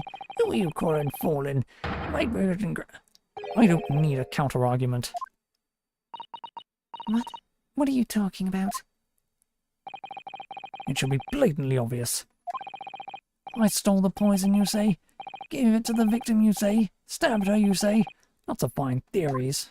But I don't need a counter-argument because you don't have an argument yourself. Where's your evidence? Yes, you make it all sound so plausible, don't you? But without evidence it means nothing. Whereas I base my news on facts. Facts? What do you mean? Explain yourself. I mean, what the professor said earlier in this trial. It's all here, in my many memos. Every word, every slip of the tongue, all noted. That's what the Shoryu News is famous for. It's the power of the printed word. But surely it would be no easy task to steal a highly secret toxin being developed for the government. Indeed, all visitors to the laboratory are thoroughly searched when they leave. Even if the thief managed to avoid being seen by myself or a colleague, getting the poison out would be very difficult. How's that then? Blowing the story wide open? See, I write a mini memo, a mere reporter from the Shoryu News, couldn't possibly have stolen that poison from the professor's laboratory.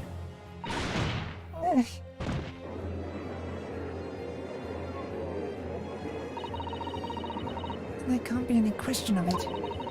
He must have stolen the poison that day. He stole it and used it to kill. If that's the case... As you've identified, the poison itself is the definitive evidence we need. Because whoever stole it from the laboratory that day is the true culprit here. What's your point, you annoyingly handsome country bumpkin? My point is this. There is one way that you, Mini-Memo-san, could have stolen the poison that day. I've heard enough verbal conjecture now, thank you. What the court must be shown is evidence. What proof do you have that the witness stole the poison on the day in question? Take that! Found this one ages ago. The proof, Your Excellency, is this fountain pen. A fountain pen? How can that possibly be relevant?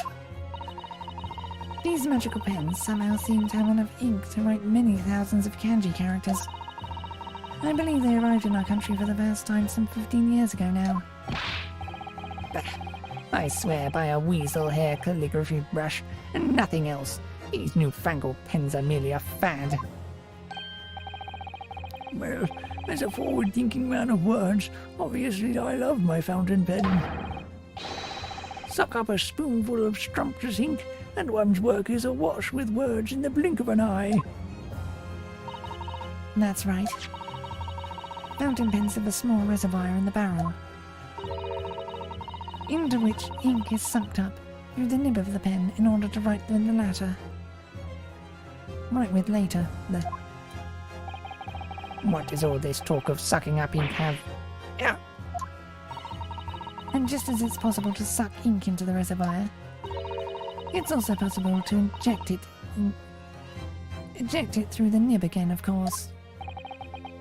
My word. Can this really be?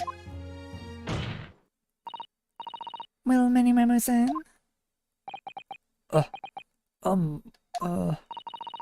When you saw the deadly poison before your eyes in the laboratory that day, you used your fountain pen, your very lifeblood, to steal some of it, didn't you? By siphoning the poison up through the nib and into the pen's reservoir. Ah! Objection! More absurdity. That never happened.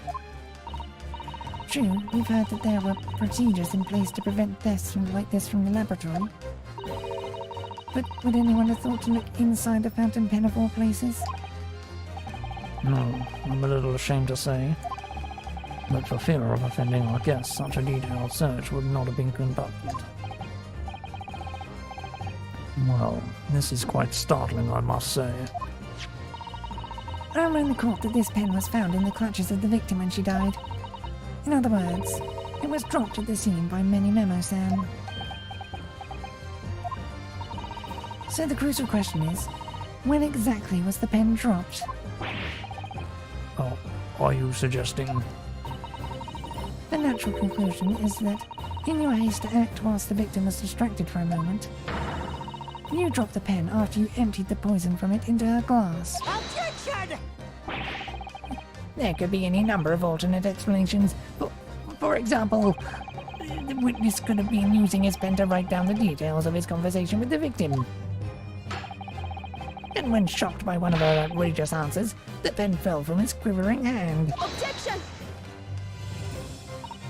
No, that can't be.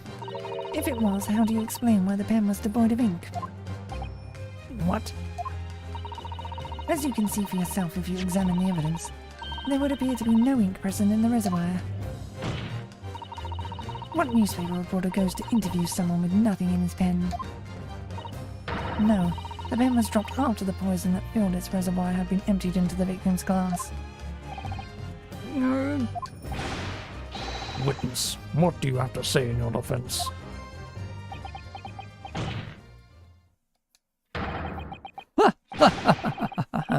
So this is how our modern justice system works, is it?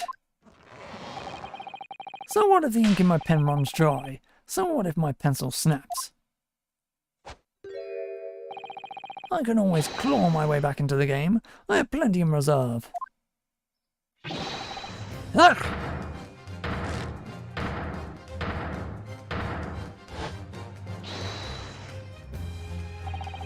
You claim I sucked the poison into my pen. That's wild speculation, nothing more. You thought you could bring down a fine upstanding citizen with a trick like that? Think again. It looks as though it's going to take one final decisive blow to finish this matter. As I see it, the situation is now very simple. It rests upon whether or not this witness did indeed steal the poison on the day in question. And therefore, it all depends on whether or not the defense can prove that he did with evidence. Huh! No such evidence could possibly exist. Objection!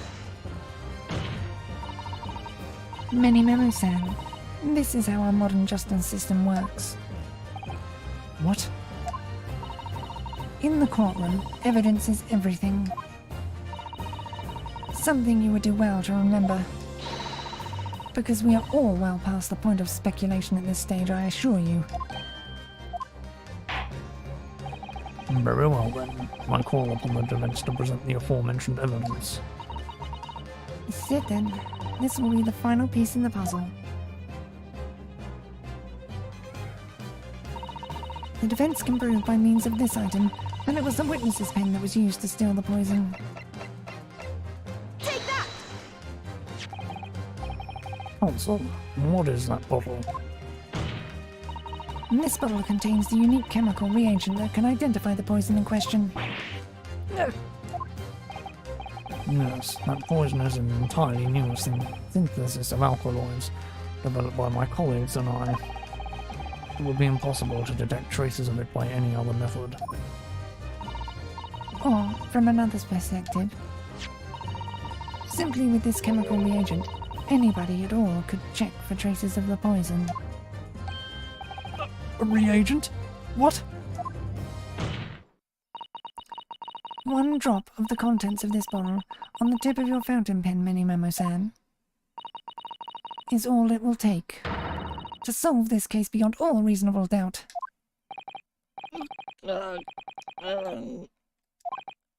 No, you can't. I won't. Your crimes are bad enough, but at least know when to admit defeat. Your Excellency, the defense requests permissions to carry out the test on the fountain pen at once.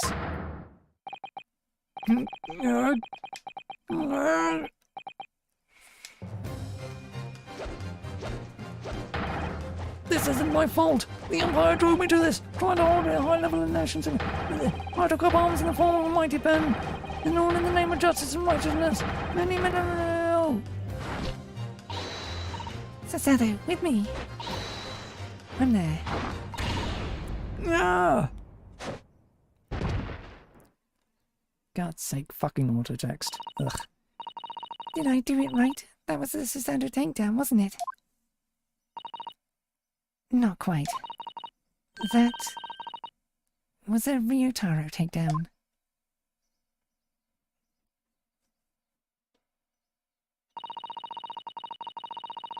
The instant the first drop of the reagent touched the nib of the fountain pen, it was clear to everyone present.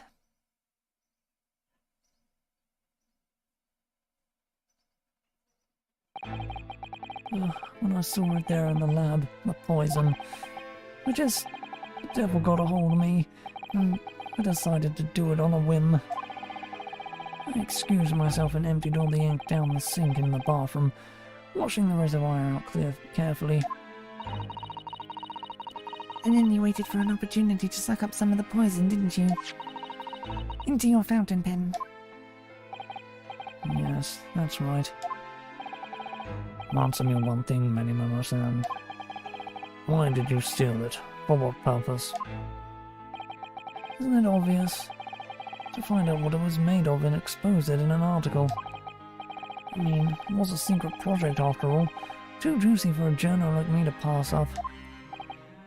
Then why did the English woman end up dead?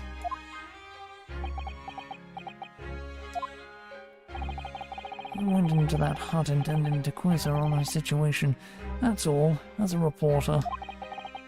A known killer enjoying full freedom, evading justice by leaving the country. I told her what I thought about it. And she just laughed in my face. Oh, what's this? A Far Eastern caveman purporting to practice journalism. Really? You must learn the difference between reporting and listening at doorways, you ignorant plebeian.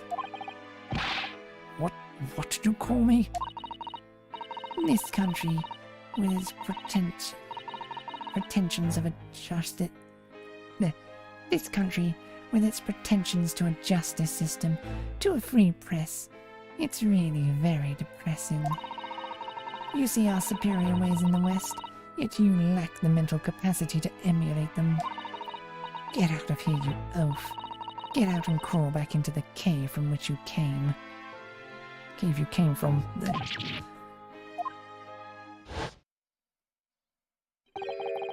That's when I remembered about the deadly poison I happened to have in my pen at the time.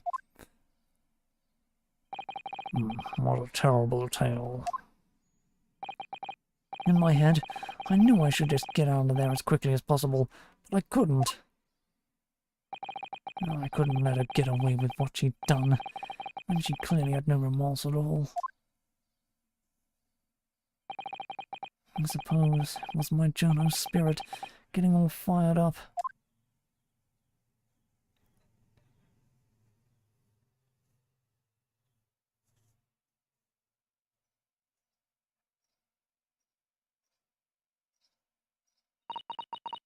I'd like to ask you something. Yes? You often talk about justice. But surely as a journalist, you could have used other means to deliver the justice you sought. There's no justice in the press.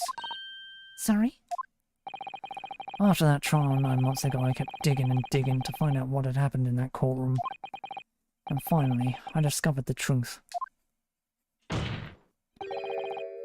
It was a cover-up. That's what it was. A cover-up? What do you mean? I would remind you of your position, witness. Be careful of what you say. Oh, come on. Doesn't it strike you as strange? We're suddenly not allowed to convict a foreign national. Consular jurisdiction should never have come into it. And yet, that puffed-up Englishwoman was going to sail away into the sunset as a free woman. The only possible explanation is that behind the scenes, some deal had gone down between Britain and Japan. What sort of deal? I'd done my research, dug up all the dirt. It was all ready to be published. But you know what happened? The editor just tore the article up. We came under pressure from the government, you mean? If our government is going to let criminals walk free, if they're going to crush the free press, then what choice do I have but to see that justice is done myself? Let's not forget, Minnie-Mama-san, that you committed murder yourself, and you tried to lay the blame at the defendant's door. I'm sorry, but you're no better than Jezebel Brett. What? The truth is, you have no right to talk about justice at all. I suppose.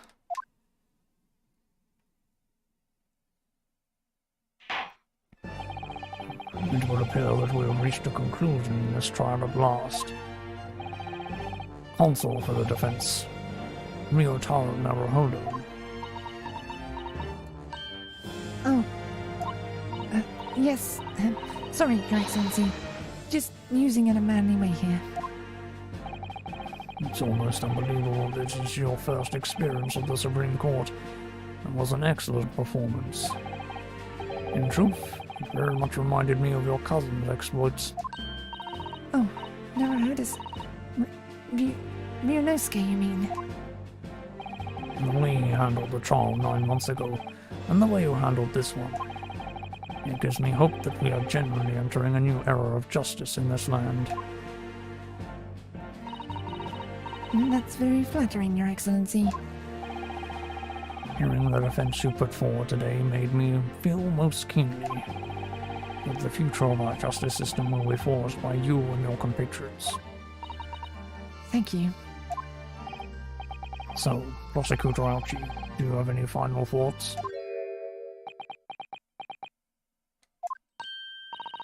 Prosecutor Ouchi? I, Takasuchi of the Ouchi clan, have been bested by a Clowlow youth, not once now, but twice. If there was any shred of my former self left, it has withered and died here today. Gosh, your journey to cultural enlightenment sure took a while, didn't it? Silence! Rather than living on in shame, I will end it all now with this blade. For that is the path to Ouchiism. Ouchiism? One hoped that the only way in which he'll be modelling himself after the witness.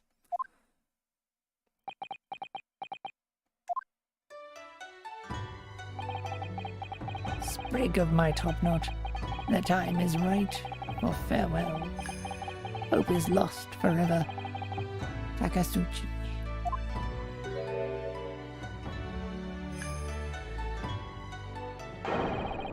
Ah!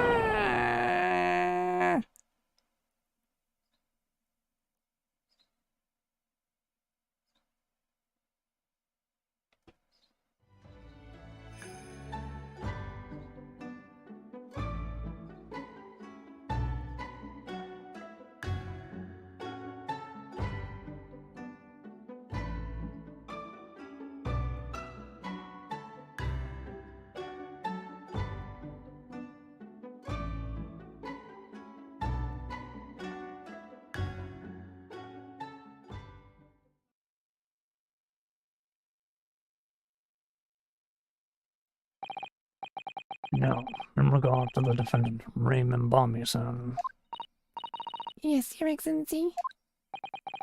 I have reached my final verdict. I hereby find you not guilty.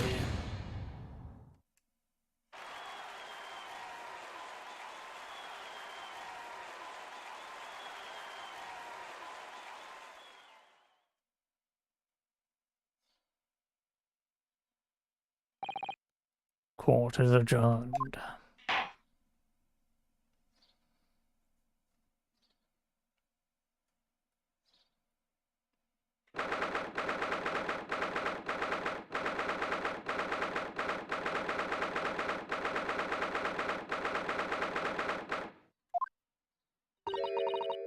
It's over. My heart is still pounding in my chest, though. It's all I can do just to stay standing. Lawyers have such great responsibility, such a great burden to bear. Don't they, Naruhodo-san? Susanoo! Susanoo! Thank you so much.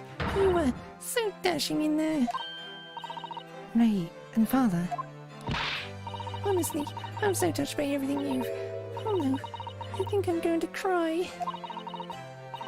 Wasn't easy, but together we made it. I was on the verge of tears at the end too.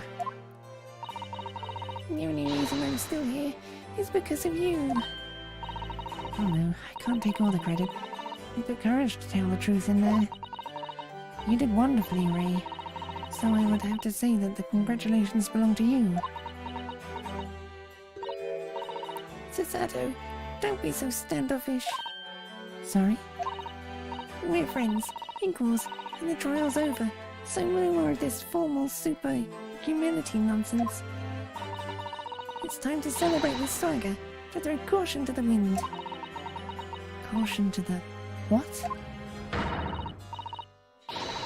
I'm the great defense lawyer Ryotaro Naruhodo, and I'm taking you out to a milk bar tomorrow. Or something. Right, I see. I'll, think about it, Ray. At any rate, we really knocked the wind out of that horrid man, and it felt so good. Yes, it was satisfying. It really was. Isn't there anybody else we could throw together? I hope you're not looking at me, Ray. Oh my goodness. No, of course not. Of course not. There it is at last. Ray's lovely smile. You fought for your friend to the very last. As your father, I'm extremely proud of you, defense attorney Ryotaro Naruhodo. Thank you. I couldn't have done it without your help. Anyway, it's time to bid farewell to Ryotaro, I think. I should miss him in a way, but it's back to Susato Mikotoba now. So, I'll never see him again then. What a terrible shame. What? What is happening? Saseki-san and Inspector Hosonaga.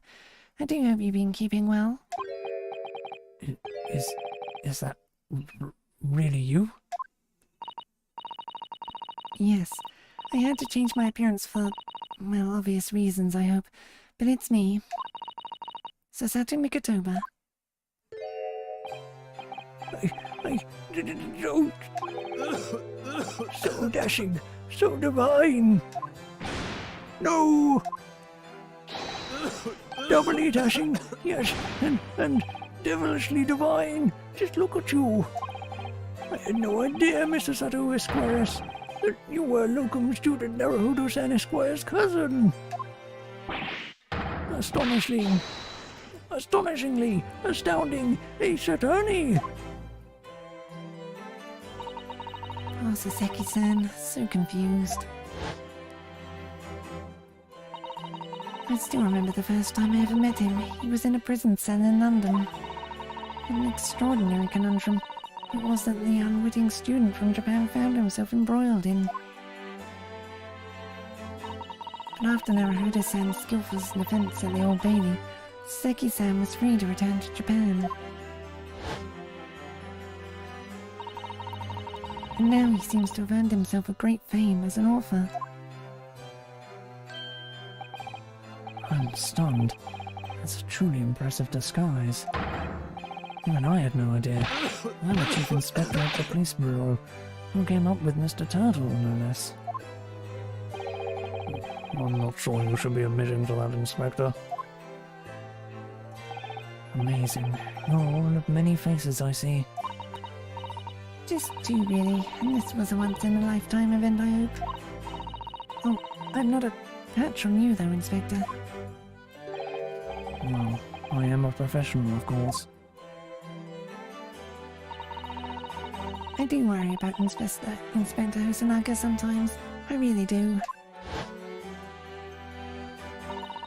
9 months ago, when he appeared here at the Supreme Court to testify, he was undercover, disguised as the head waiter of a restaurant. And then on the steamship to Great Britain, of course, disguised as a sailor to keep us safe on the journey. No, that didn't help you, did it, Kazuma-sama?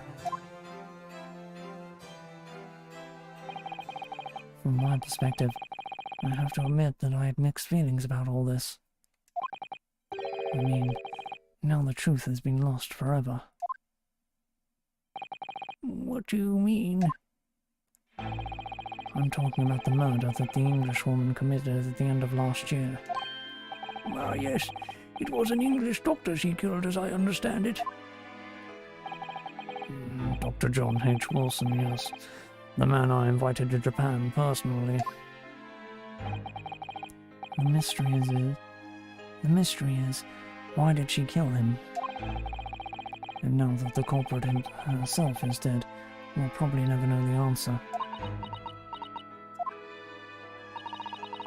On the voyage to Great Britain, we had a most unexpected encounter. With Mr. Herlock Sholmes, the great detective, I mean. Yes, I remember Mr. Sholmes well, of course. My arch-nemesis. How lightly you utter his name. Well, according to the stories published about him in the Adventures of Herlock Sholmes, the detective once had a partner who helped him solve crimes, a best friend. And that man was an exceptional doctor of medicine by the name of John H. Wilson. What? Dr. Wilson? I just can't believe that it's a coincidence. I think that the English doctor of medicine killed here in Japan 9 months ago must have been the friend and partner of Mr. Sholmes. And if that's really true, then the poor girl won't ever see her beloved father again.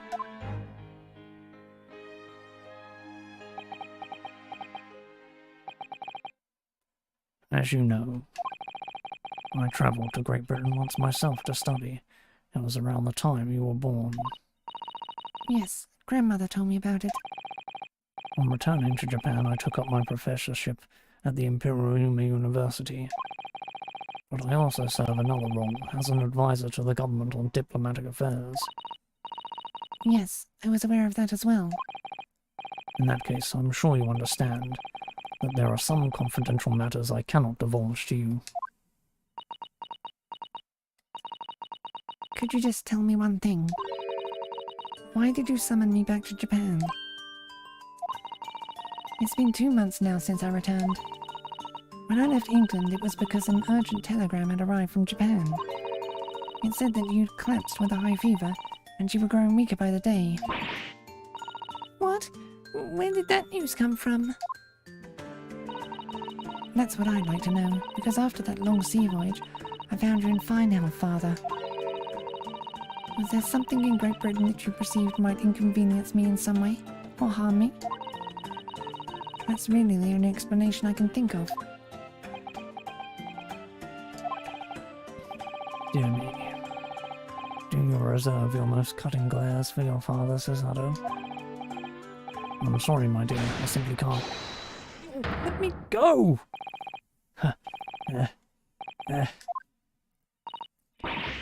Mini Mamu-san? No, one throw wasn't enough for you. I've got one last thing to say before they take me away, Professor. Me?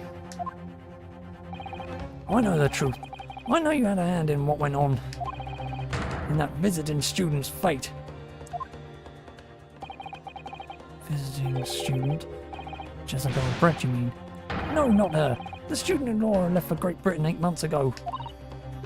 What? Student of law? He must mean... Kazuma-sama? What are you talking about? What does anything of this have to do with Kazuma-sama? Nobody in Japan knows anything about it. They don't know that the guy never made it to England, that he died on that steamship, and that he'll never... Ah! Well, I didn't expect to find him in here. What were you officers playing at? Terribly sorry, Your Excellency!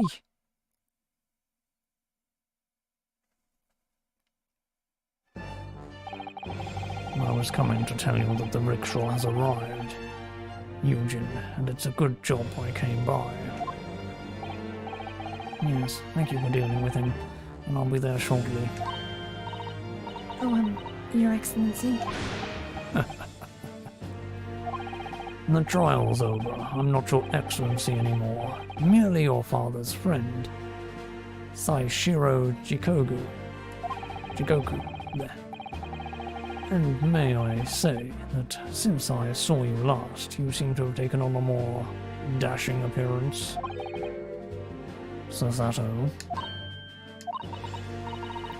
Did you know all along, from the start of the trial? A judge sees everything, Susato.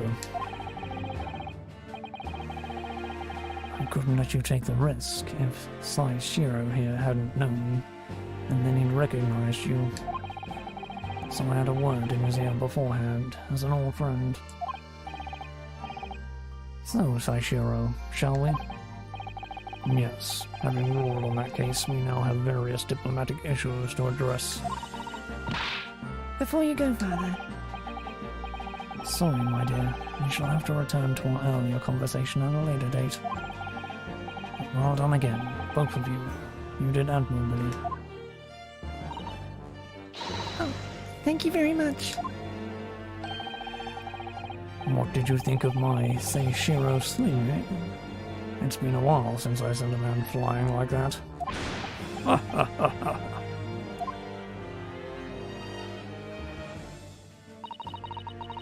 Whatever could Father be hiding from me? About Jezebel Brett, about Dr. Wilson.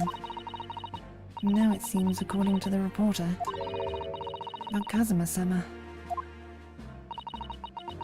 I'm going to have to bring this up with Father sometime, when nobody else is around.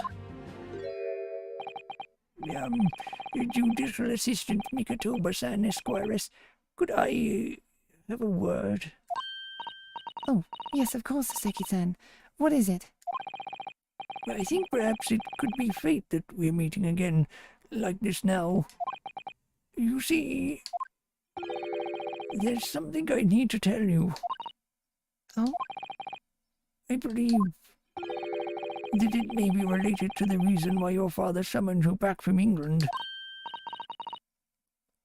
This I have to hear. Please, Seki-san, tell me at once. I will.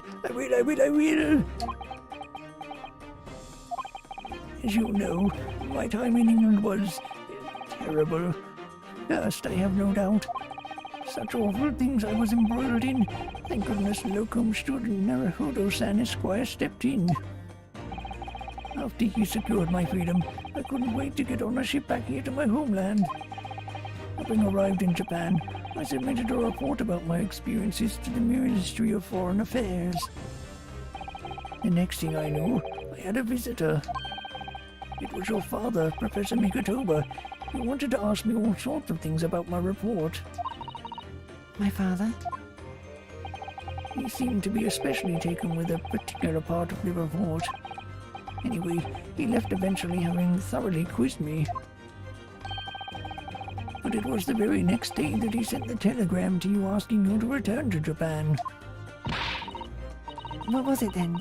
The particular part my father was interested in? I don't really know exactly. But do you remember them? Those two terrible cases I was caught up in? Of course, I could never forget. Your father seemed to concern himself mainly with the second case. The second one? You mean the one Mr. Show forbade any of us to talk about in public?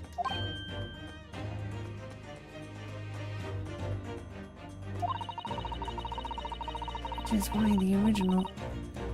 is why the only case involving you that any member of the public is aware of is the first. Well, I don't care. I don't have to listen to what that dastardly detective says. Anyway, the point is, it seems that case somehow holds the key to all these curious unanswered questions. That horrific, hideous, heinous case. The case of the haunted lodgings.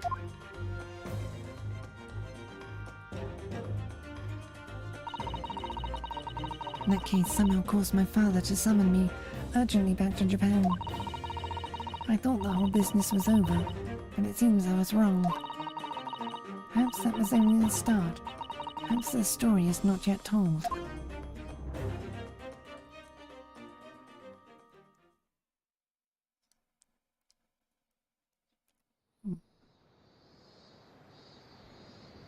So, the mystery of that English woman's death is solved, thank goodness.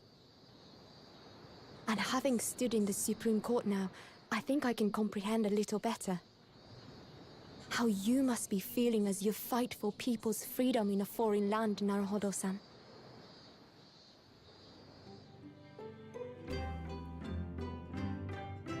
But actually, I'm writing to you today because of another matter. I met Soseki-san and we talked about that second case he was involved in. Father has said nothing to me, but I feel certain of it. That case holds the key to some great unsolved mystery. My notes on the case should still be in the office, tucked away at the back of the shelves on the left. Perhaps you might like to look over them again.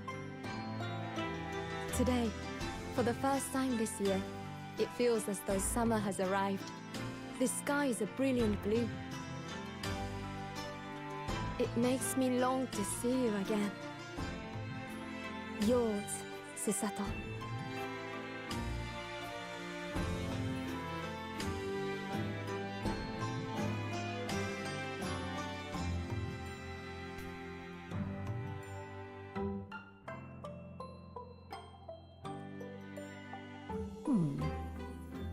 So I take it, you're gonna have a flashback case.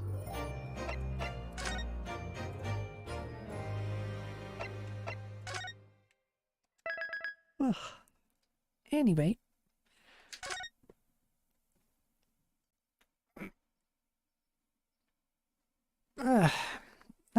will then be all for now. And I shall be back in an hour-ish with Xenoblade. For now, though. Oh, the camera's suddenly out of whack. I'll sort that out in a minute. For now, though, bye.